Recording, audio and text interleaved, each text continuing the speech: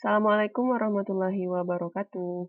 Ketemu lagi di video mata kuliah pengantar analisis real ya, bersama saya Mbak Desi Aniska Prayanti.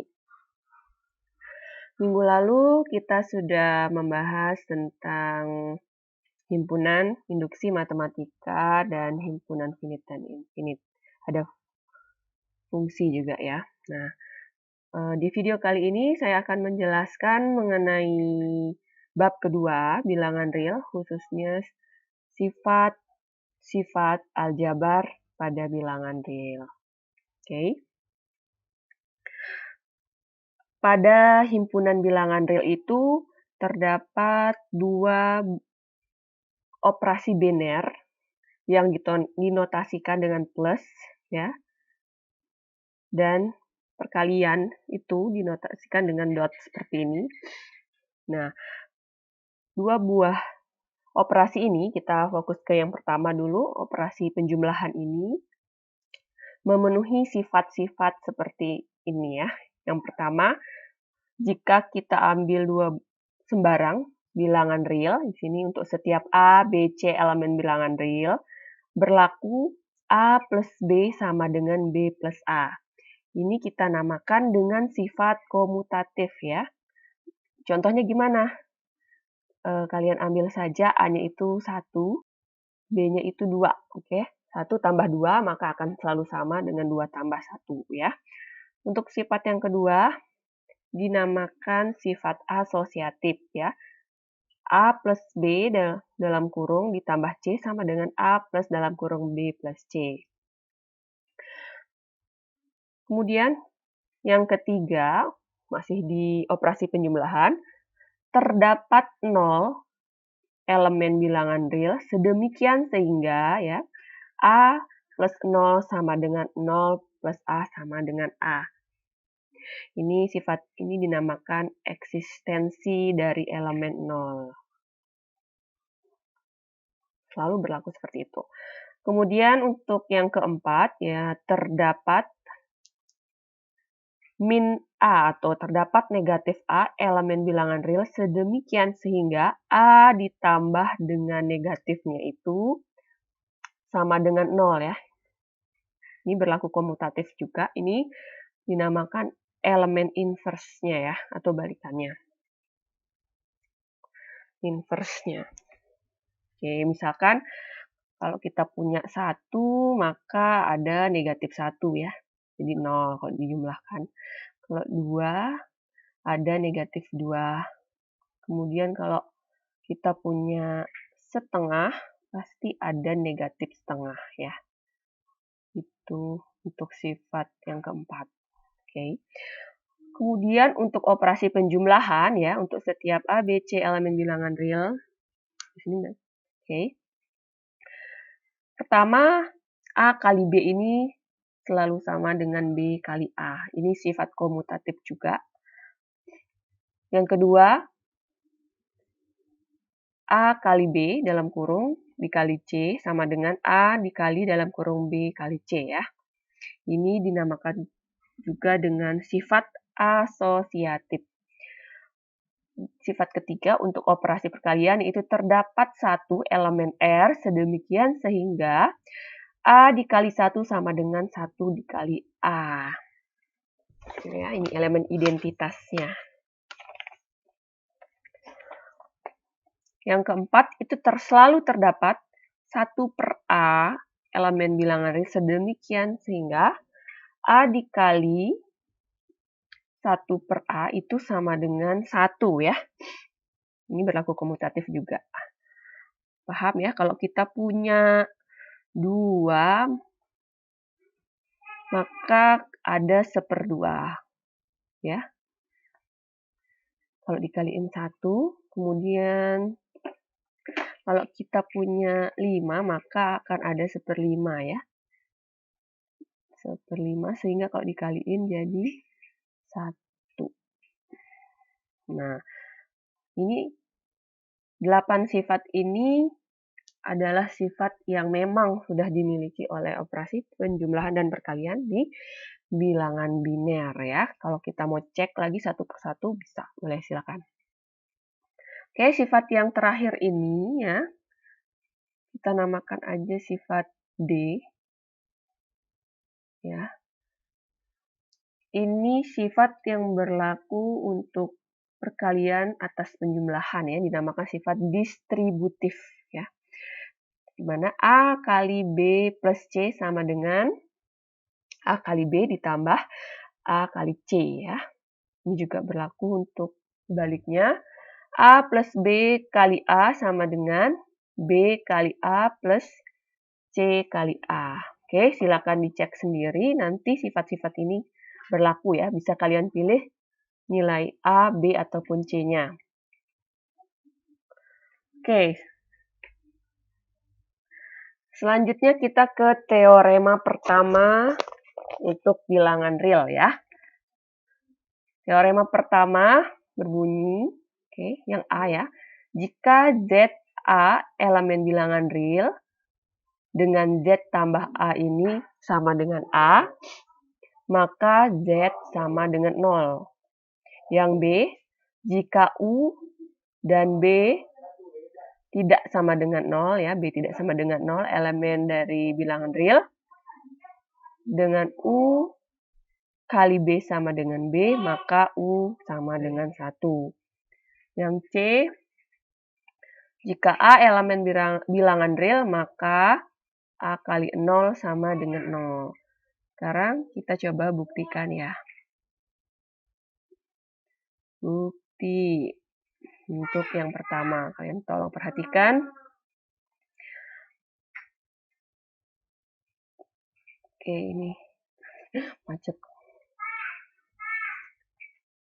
Nah, untuk membuktikan teorema ini berlaku atau tidak, pasti berlaku ya. Untuk membuktikan teorema ini, kita akan menggunakan ke 8 sifat ya. Dan satunya lagi ke 9 sifat ini. Itu kita pakai untuk membuktikan teorema. Yang pertama ya, jika A dan Z elemen real, maka dengan Z plus A sama dengan A, maka Z sama dengan 0. Nah, kita tahu dari sifat tadi itu, kalau kita punya Z ya, kita bisa tulis Z ini sama dengan Z plus 0. Selanjutnya, dari sifat ke-8 sifat tadi itu, Z ini kita bisa tulis juga sama dengan ya, Z plus 0 ini. 0 ini kita bisa ganti dengan 1 per A plus negatif A. Ya kan? Oke. Nah, kemudian kita gunakan sifat bahwa ini bisa ditulis sebagai Z plus A pindah min A ya. Benar? Ini ditambah min A. Oke. Ini ya, jika Z A elemen R dengan Z plus A sama dengan A, ini yang diketahui ya. Yang diketahuinya Z plus A. Akan dibuktikan Z sama dengan 0. Ini kita pakai Z plus A sama dengan A. Maka kita dapat ganti ini Z plus A adalah A dari yang diketahui ditambah min A.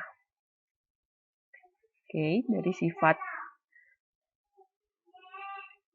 inverse pada penjumlahan, A plus min A adalah 0. Berarti terbukti ya, Z sama dengan 0. Kemudian kita akan buktikan yang B. Jika U dan B tidak sama dengan 0 dan jika U, terus ada B tidak sama dengan 0 elemen R, dengan diketahuinya U kali B sama dengan B, akan dibuktikan ya, U sama dengan 1. Sini kita akan menggunakan sifat perkalian ya. Nah, kita mulai dari mana nih? Kalau kita mulai dari U, Kita bisa jabarkan menggunakan sifat perkalian bahwa U itu adalah U dikali 1. Oke. Kemudian kita bisa jabarkan lagi 1 ini sebagai B dikali 1 per B.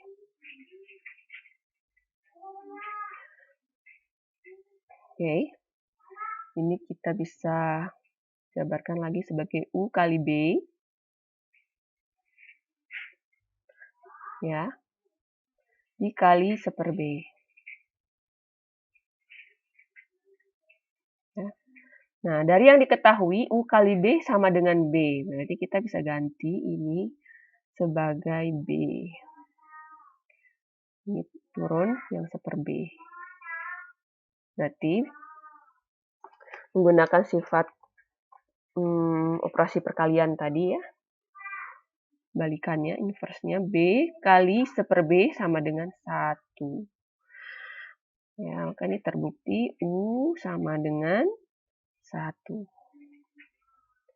Selanjutnya yang C.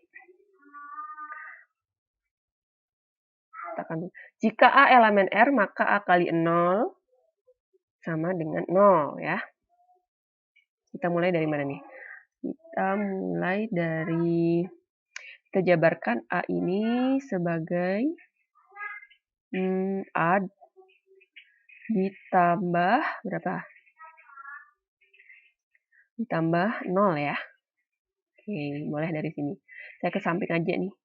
Ini sama dengan A ditambah 0 ini kita bisa jabarkan sebagai A dikali 0. Oke. Sehingga kita punya ya ini sebagai A-nya keluar A kali 1 ditambah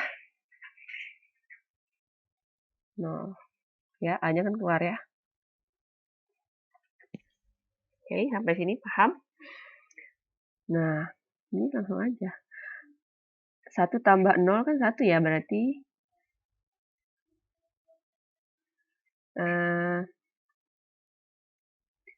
artinya ini A kali 1 ini kan sama dengan 1 ya. Nah, akibatnya karena A kali 1 ini 1, mau nggak mau menyebabkan ya A kali 0 ini adalah 0 gitu. Akibatnya A kali 0.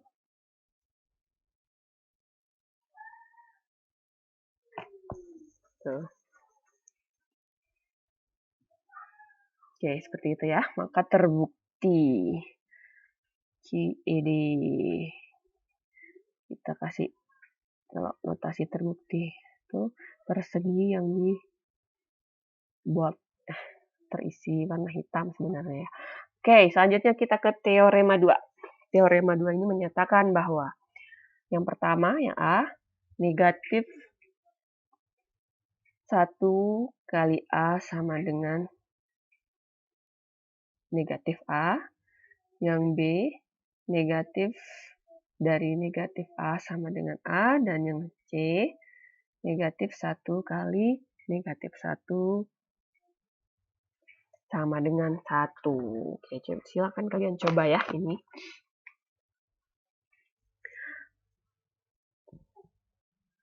Teorema. Nah, selanjutnya teorema yang ketiga ya.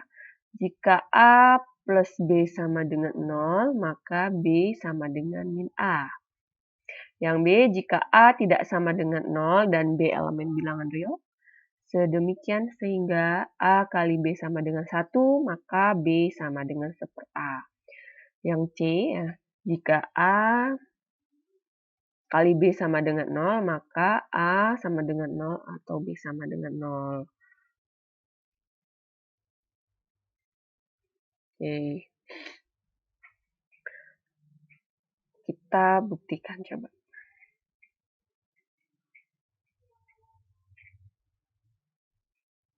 Yang pertama,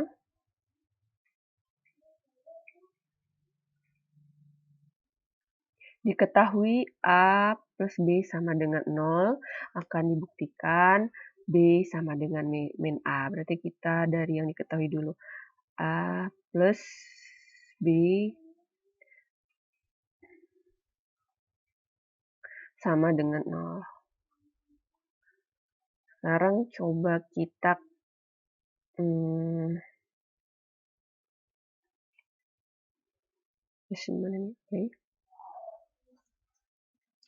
kedua ruas kita tambahkan dengan negatif A ya.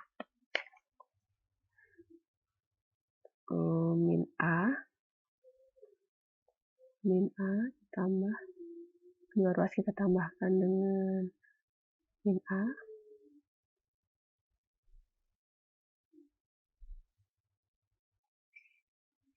Ini min A juga, min A ditambah 0.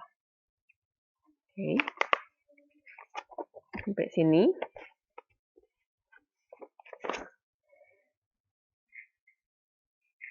Menggunakan sifat asosiatif bisa.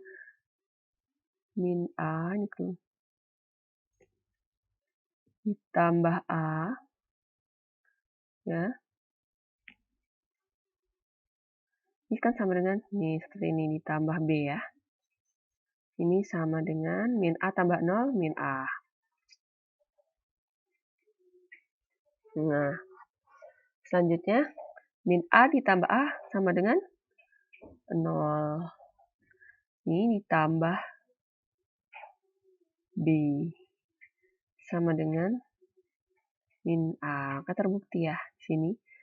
Akibatnya B sama dengan min A.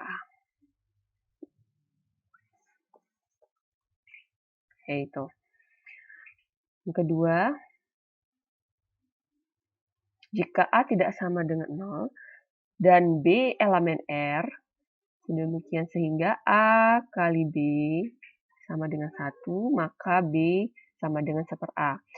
Oke, kita punya diketahuinya A kali B sama dengan 1, akan dibuktikan B sama dengan 1 per A. Mulai dari mana nih?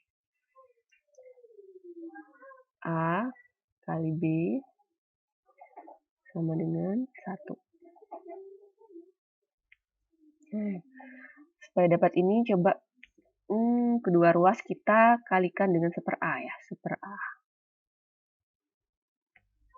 Ini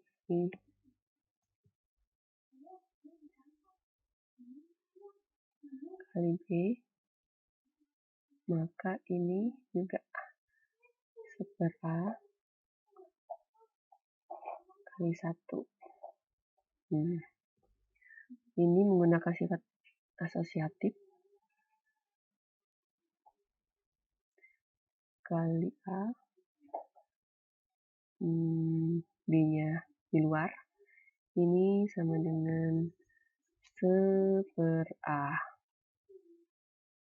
Oke, 1 per A dikali A, menggunakan sifat perkalian tadi itu kan, ini sama dengan 1 ya. 1 dikali B sama dengan 1 per A. Maka terbukti bahwa B sama dengan 1 per A. Selanjutnya untuk yang C ya. Oke, pelan-pelan, nggak apa-apa. Nanti kalau belum paham, kalian bisa pause video ini atau kalian bisa putar kembali. Diketahui A kali B sama dengan 0, maka akan dibuktikan A sama dengan 0 atau B sama dengan 0. Oke. Kita mulai dari yang diketahuinya. A kali B itu sama dengan 0.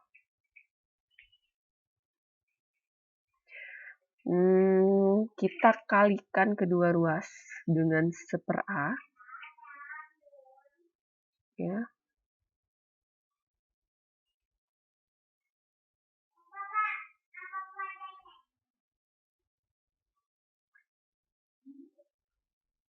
Oke. Kemudian menggunakan sifat asosiatif ya. Per A dikali A dikali B. Oh, ini lupa, ini kali 0. Oke, hingga ini jadi 0 ya.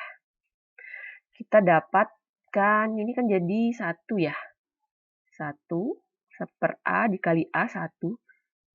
B sama dengan 0. Oke, terbukti yang salah satunya yaitu B sama dengan 0. Kalau kita membuktikan A yang sama dengan 0, berarti kita ulang lagi, tapi dikalikan dengan 1 per B ya, dari sebelah kanan. Nah, sama, yaitu A, B, dikali 1 per B, sama dengan 0 lah ya, 1 per B juga. Biar kelihatan, oh ini 0 di sebelah sini. Oke, ini menggunakan asosiatif, kelihatan aja ya ini sebenarnya. Oke, ini langsung aja saya. A kali 1 sama dengan 0. Ketemu ya? Oke, bisa kalian coba lagi. Nah, teorema tersebut ya, teorema ini menjelaskan sifat aljabar sederhana dari bilangan real ya. Kemudian nanti selanjutnya sebelum ke bilangan rasional ya, untuk saya hapus dulu. Pengurangan atau subtraction dan pembagian division pada bilangan real ya. Untuk operasi pengurangan dan perkaliannya itu didefinisikan sebagai nih,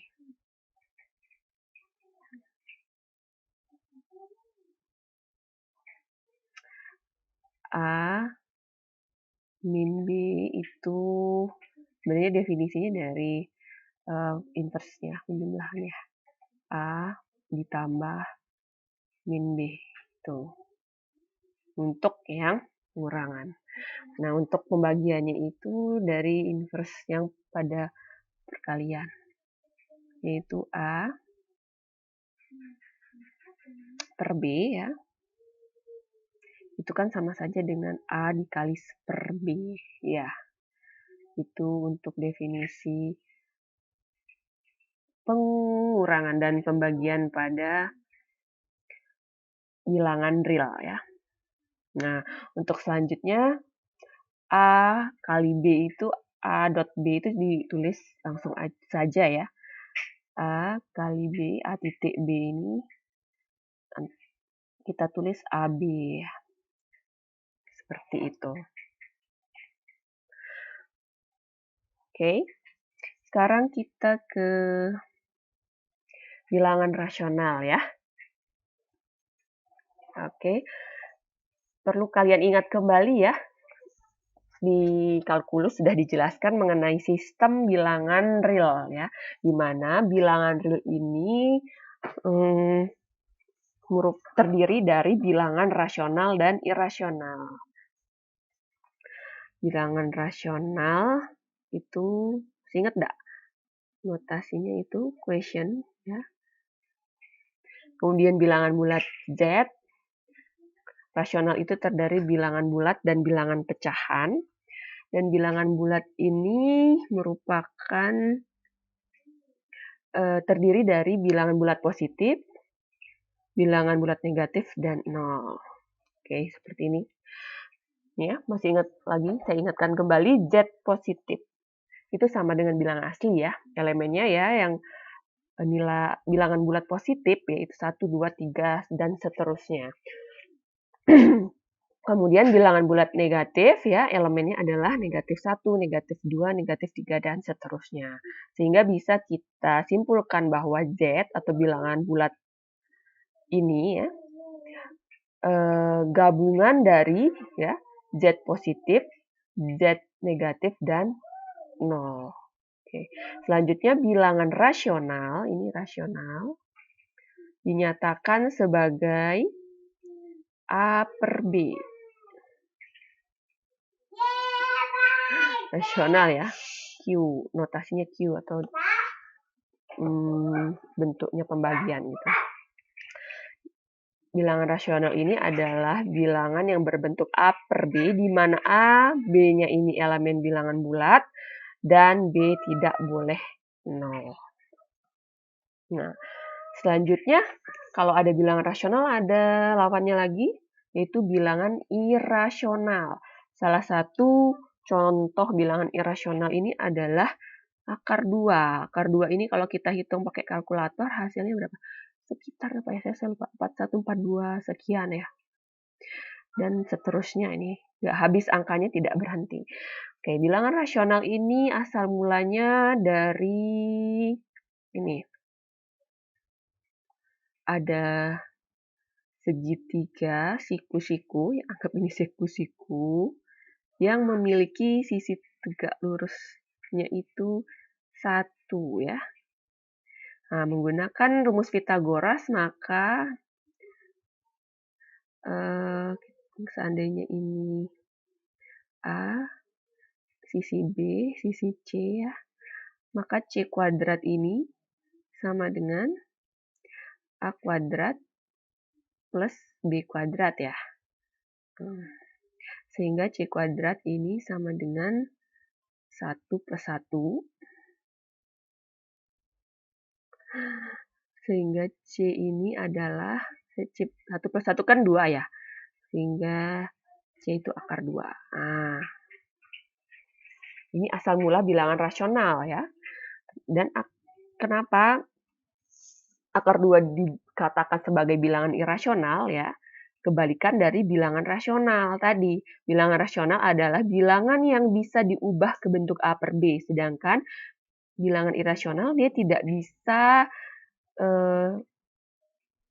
dirubah ke bentuk pecahan ya, tidak ada bentuk lainnya.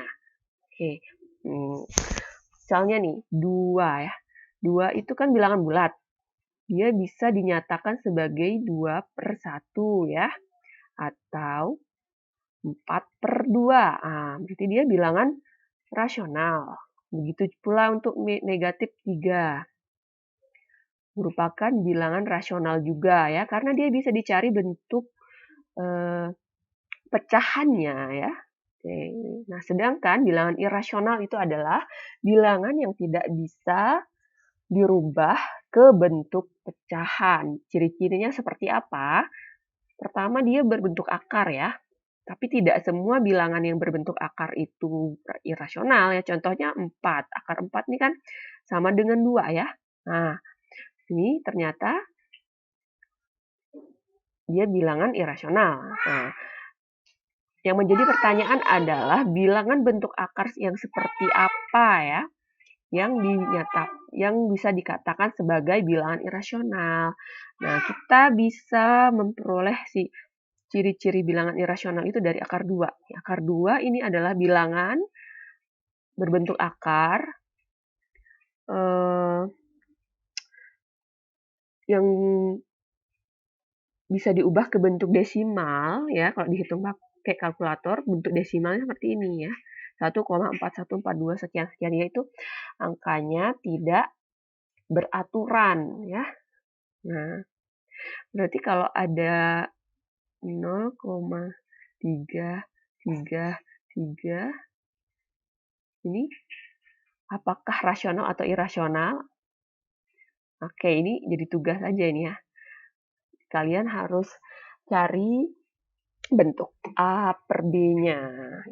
Kalau dia ada bentuk pecahannya, maka dapat dikatakan bahwa 0,3333 ini adalah bilangan rasional ya. Tapi kalau tidak ketemu bentuk A per B-nya, maka dapat dikatakan bahwa 0,333 itu adalah bilangan irasional. Oke, untuk lebih jelasnya tentang bilangan rasional dan irasional ya, kalian bisa nonton juga video YouTube saya yang judulnya Sistem Bilangan Real Part 1. Oke, selanjutnya di sini ada teorema. Teorema yang menyatakan bahwa tidak ada elemen R kecil elemen bilangan rasional sedemikian sehingga R kuadrat sama dengan 2. Ya, intinya gini, ada tidak bilangan yang dikuadratkan hasilnya 2 gitu ya. Kalau bilang apa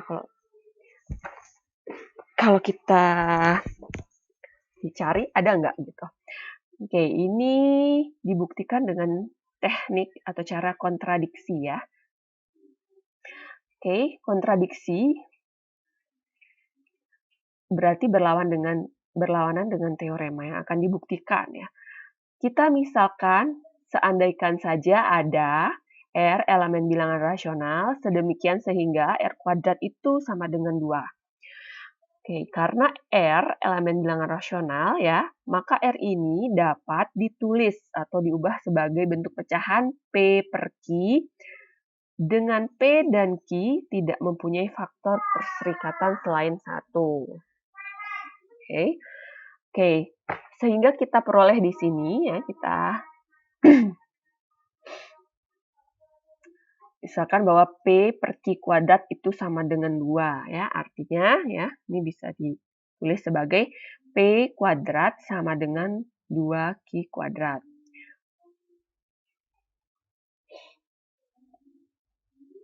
Karena 2Q kuadrat, yaitu genap ya, karena ada 2 di depannya, kelipatan 2, maka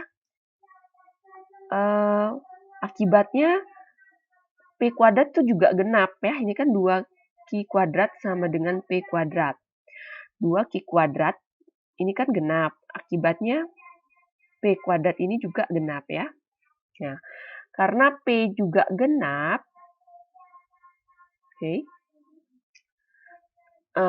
akibat dari ini P genap gitu ya.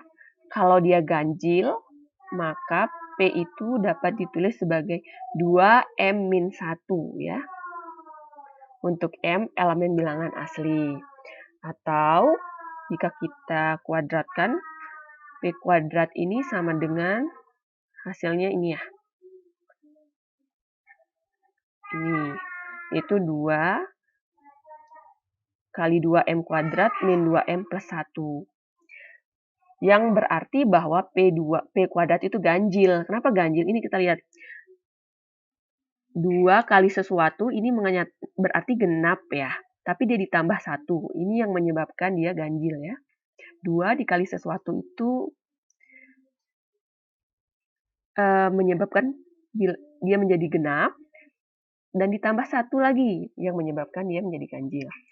Jadi P haruslah genap. Ya, karena P genap, maka P sama dengan 2K.